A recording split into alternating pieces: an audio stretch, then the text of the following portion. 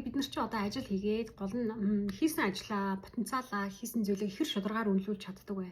За магадгүй зарим хүмүүсийн хувьд яг үнэхээр ажлын байран дээр хөдөлмөрөө шударгаар үнэлүүлж чадахгүй байгаа хүн байж болно. За зарим нь яг тэр маш потенциалтай мөртлөө тэр потенциалаа хаана гаргах уу те хаана ажиллаж иж хэрэгжүүлж иж тэрийг одоо ашиглаж болох уу гэдэгвээ бас магадгүй харах олоогүй байгаа хүмүүс бас байгаа штэ. Тэгэхээр тэдгэр хүмүүст зориулж энэ мэдээлэл хүргэж байгаа. Гол нь Америк нэгдсэн улсад байдаг. За Америкт бичиг баримт гэх юм бол иргэн ногоон карт эсвэл ажиллах хэрэгтэй. Tax ID-тай хүмүүсээс одоо энэ платформ үүд хаалгад нээлттэй байгаа. За Tax ID-тай сошиал дугаараа авахгүй үнэхээр ийм санхүүгийн салбартаас хүчээ үзмээр байна гэх юм бол бас энэ боломж нээлттэй байгаа. За тэгээ хойд Америкта зөвхөн Америк нэгдсэн улс зогсохгүй Канадад байдаг одоо энэ санхүүгийн салбартаас ажилламаар байна гэх юм бол бас энэ үүд хаалга нээлттэй байгаа. Энэ бол ерөнхийдөө нөгөө profit sharing за яг нөгөө shareholder гэх юм уу компани хаана хувьцаанаас хувь эзэмшигч байхгүй. Одоо жишээлбэл нэг би үнэхээр сайн ажиллаа. Би энэ компанида сайн ажиллаа. Тодорхой хэмжээгээр миний төр хөдөлмөрийг үнэлээд энэ манай энэ компани надад хувьяасаа өгнө. Компанийн одоо хувьцаанаасаа хувь өгч байгаамаа. Тэгснээрээ би энэ компанийнхаа хувь эзэмшигч болоод дараа нь энэ компани маань ингээд илүү томроод хувьцааны үн нэмэгдэх хэрээр одоо би ч гэсэндээ одоо дагаал адилхан ингээл мөнгөтэй болоод компанитайгаа адилхан баяжаал явах нь шүү дээ.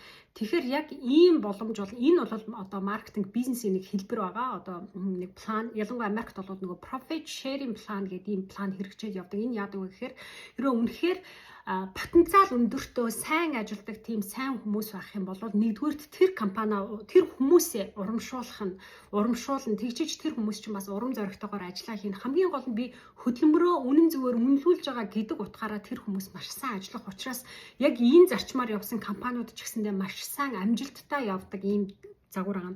За тэгэхээр Америкт бол хамгийн анх 1887 онд Procter & Gamble гэдэг юм компани байдаг шүү дээ.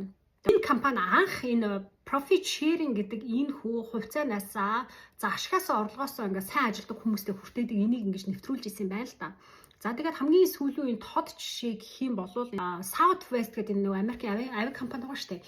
Энэ авиа компани бас яг эхлээд анх жижиг компани гарч ирэхдээ сайн хүмүүсээ ингээ урамшуулах үүднээс хүмүүстэй сайн ажилласан хүмүүстэй ингээд нөгөө хувьцаанаасаа компанийнхаа хувьцаанаас ингээ хувь хүртээдэг тэр хүмүүс чи өөрөөр хэлбэл одоо компанийнхаа хувьцаа эзэмшигч болчихж байгаа учраас яг өөр юмсыг хандна шүү дээ. Энэ үнэхээр миний юм би өөрийнхөө төлөө ажиллаж байгаа маа гэж хандж байгаа учраас маш сайн ажиллана. Тэр хэмжээгээр компани томорсон. Одоо миний ажилдаг энэ санхүүгийн платформ бас яг энэ зарчмаар ажилладаг.